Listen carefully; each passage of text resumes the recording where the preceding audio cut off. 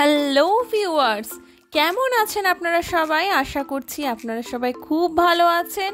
ভালো থাকুন, সুস্থ থাকুন। থ্রোব্যাক ড্রব্যাকসে আপনাদের স্বাগত জানাই। আমিও খুব ভালো আছি। চলুন আজ আপনাদের আমি নিয়ে যাই এনটিপিসি ফারাক্কা পিটিএসে, যেখানে আমি আমার ছোটবেলা কাটিয়েছি। আজ 29শে মার্চ আমার বরের জন্মদিন এনটিপিসি ফারাক্কায় সেলিব্রেট করা হচ্ছে। খুব আনন্দ করে সেলিব্রেট করেছি আমরা।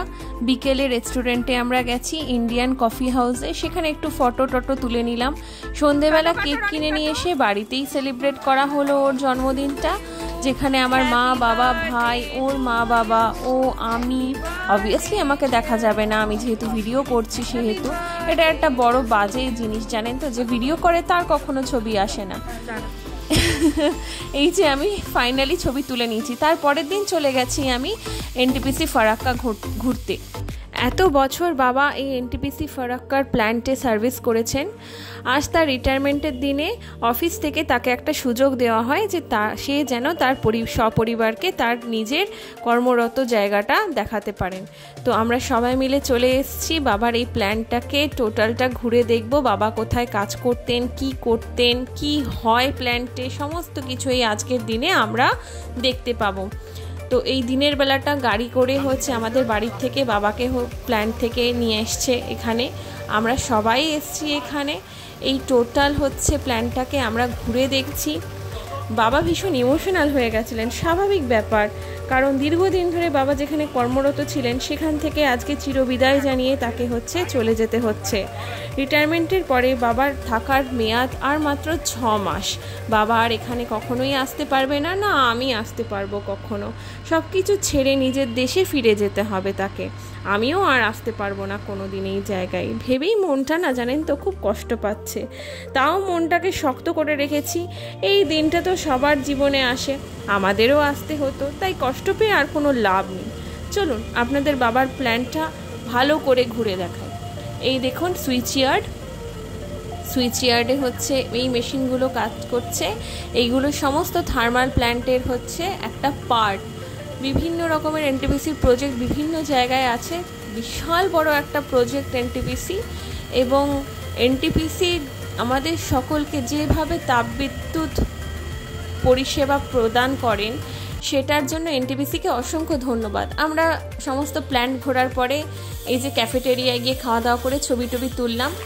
বাবাকে আর ডেকে নেওয়া হচ্ছে বাবার স্পিচের জন্য।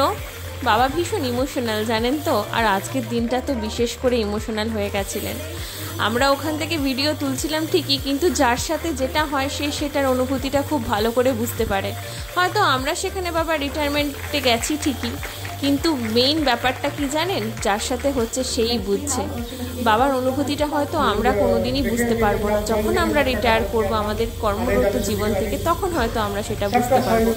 উনি বাবার বিষয়ে কয়েকটা কথাবার্তা বলছেন, যেগুলো এত বছর ধরে উনি কি বাবা পরিষেবা দিয়ে গেছে টোটাল প্ল্যান্টটাকে, সেইটার জন্য। এবং বাবাকে ফাইনালি লাস্টে স্পিচ দিতে বলা হয়েছে। বাবার মনের যত বেদনাদায়ক যা কথা ছিল পুরো 10 মিনিট ধরে বলেছে। এত তো এই ভিডিওতে বলা সম্ভব নয়, তাই ছোট্ট করেই দেখিয়ে দিচ্ছি আমি। সন্ধ্যেবেলা বাবার পার্টি ছিল। এবার বাবার পার্টির পরে আমরা দুজনা, আমি আর আমার হাজব্যান্ড, বেরিয়ে গেলাম নিজেদের মতন একটু সময় কাটালাম এনটিপিসি ফারাক্কায়। दुनिया के लिए ऐसे ना आहे बड़ा कीजिए।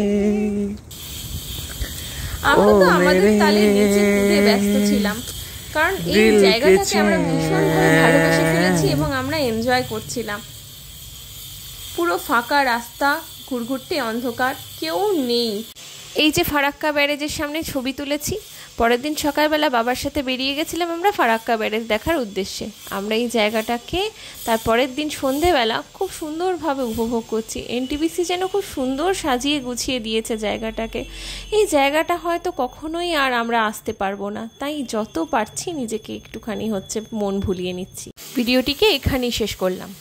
চ্যানেলটিকে সাবস্ক্রাইব করবেন। ভিডিওটা ভালো লাগলে অবশ্যই একটা লাইক করবেন। দেখা হচ্ছে পরের ব্লগে। ভালো থাকবেন, সুস্থ থাকবেন। টাটা।